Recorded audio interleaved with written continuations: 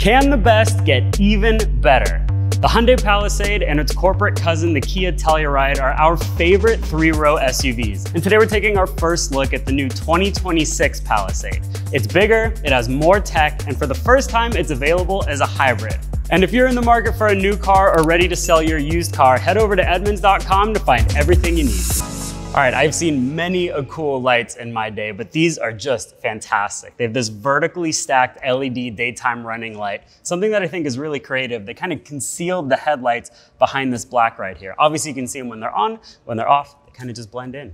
Here's the fun thing about Hyundai design. You never know what you're gonna get with these guys. The front end of this car looks like nothing else on the road today. And the other thing I like, it looks completely different than the old Palisade. Huge home run here for Hyundai with the way this thing looks. Now, the one you're looking at is the XRT model, which is the off-road specific version. Overall, with the new Palisade, it's 2.7 inches longer than it was before, and all of that space goes to the rear seat passengers. Also, from a proportion standpoint, it just makes everything look that much better than the last model. One thing I want to point out here is that you get up to 21-inch wheels on the new Palisade. Now, a new trend we're seeing with a lot of these new SUVs is crazy huge wheels, sometimes up to 24 inches. And what we're learning is that if you don't have sidewall, you don't have a lot of great comfort on the road. So it's nice to see that Hyundai is still being sensible and not going too insane with the wheel size. All right, this is my favorite angle on the entire car. And the reason I say that is because this looks like a Range Rover from 10 years ago. That is not a slight at all. That's one of my favorite looking Range Rover designs of all time. And Hyundai kind of took that and made it their own. And that means the only thing we're missing with an old school Range Rover is a split tailgate. There's nothing wrong with this in particular, but I think that would have been a cool thing to add, a little split fold down action. Other than that though, nice cargo area back here. And of course you get a power tailgate.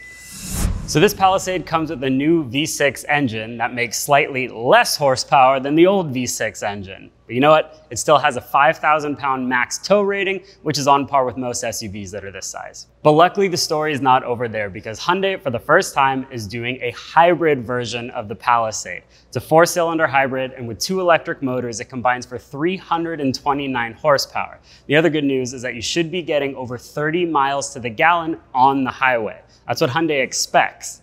Now, I say the word expect because Edmunds is currently testing a Hyundai Santa Fe hybrid as part of our 1-year road test program. And what we've noticed is that we are not coming anywhere close to the EPA estimates on that car. Not to say that that would be the same case for the Palisade, but it's definitely something we're gonna watch closely.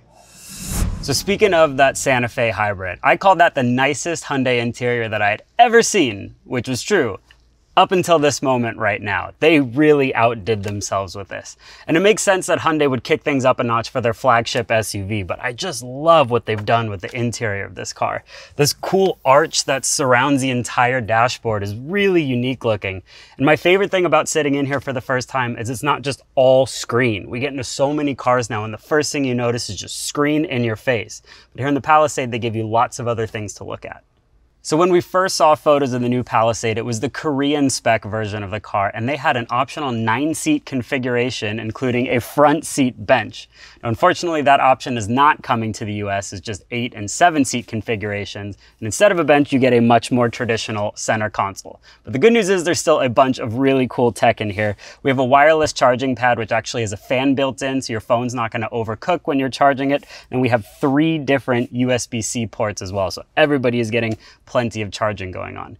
And then my personal favorite feature, there's a button here labeled UVC. You press that, then your center console becomes a little place where you can sterilize your phone and get rid of those nasty germs. We first saw that in the Santa Fe, and I love that they brought it here to the Palisade as well. Just because the screens aren't the focal point of the interior doesn't mean they're not impressive. The twin 12.3-inch displays are familiar from other Hyundai products, but they're among our favorite in the industry. Wireless Apple CarPlay and Android Auto come standard, along with some novel new features like a camera event recorder. Similar to Tesla's Sentry mode, the new Palisade uses its cameras to detect and record anything significant that happens, including an accident or a break-in. And then there are plenty of comfort features to go over as well. In the front row, we have heating, ventilation, and massage function. In addition to that, we have a little button right here that puts this thing into what they call relaxation mode. Reclines the chair all the way back, and you have a nice little leg rest in case you want to take a nap. All right, so the second row of the Palisade has always been a good place to hang out, and it is no exception with the new model whatsoever. Because this is the fully loaded calligraphy version, you get basically every feature that they throw at this second row. So if you look up here, we have heating, ventilated second row, and everything is power. So I can move my seat forward, move it backward, and there's a ton of recline as well. If there's nobody behind you, great place to stretch out. Beyond that, we have 2 places to charge your phone up here and a nice little cubby just to put some things. 3-row SUV, which means we have to actually see what it's like back there. Now, option A, the quick way, is to just go between the captain's chairs here. Option B is to hit a button here and then hang out, because this is not a quick process. It's nice that everything is automatic, but the fact that I have all this time to deliver this line to you while the seat is still moving shows that it's not very quick. But still, once you're back here, this is about as nice as a 3rd row gets in an SUV, I have to be honest with you. Not only is the legroom good behind the 2nd row seats, but there are 3 very important buttons here. Heated seats in the 3rd row. Love that we're keeping the luxury in the entire vehicle. There's also 2 buttons here. This moves the 3rd row forward and backward, so there's not stuff behind me. I can max out my legroom, and they give you the option to power recline. This is fantastic stuff for a family SUV. The 2026 Hyundai Palisade goes on sale this year, starting with the gas-only models in the summertime and the hybrid models in the fall. Now, there's one big piece of information that we're still waiting on, and that is the price. Since filming this, the Palisade became one of the vehicles affected by the new tariff policy. In response to this, Hyundai said they would not be raising prices right away. However, they would be doing away with their free maintenance program. We can assume that the new Palisade will start just a little bit more expensive than the old model, which means starting just under $40,000 and could stretch past $60,000 for a fully loaded calligraphy model. Now I'm curious, what do you think about the new Hyundai Palisade? Let us know in the comments, and as always, thanks for watching.